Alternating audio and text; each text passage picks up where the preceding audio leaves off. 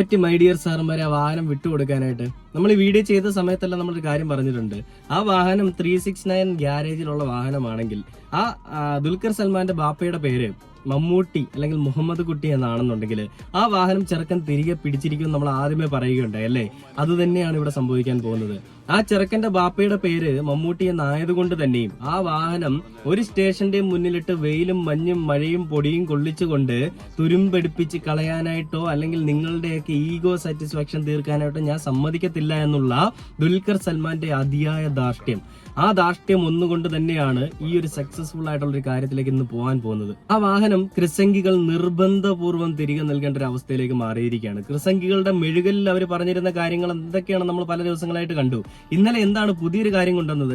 അതായത് കസ്റ്റംസ് വീട്ടിൽ കയറി മെഴുകി വണ്ടി എടുത്തുകൊണ്ട് പോയി, പിന്നെ ED അങ്ങോട്ട് കുത്തിക്കയറ്റി വിട്ടു, എന്നിട്ട് അവിടെ നിന്ന് കിട്ടാതെ തിരികെ പോയി. പിന്നെ മൂന്നാമത്തെ ഒരു പരിപാടി, ഇവന്മാർ എല്ലാവരുടെയും പരിപാടിയാണല്ലോ, കോമൺ ആയിട്ട്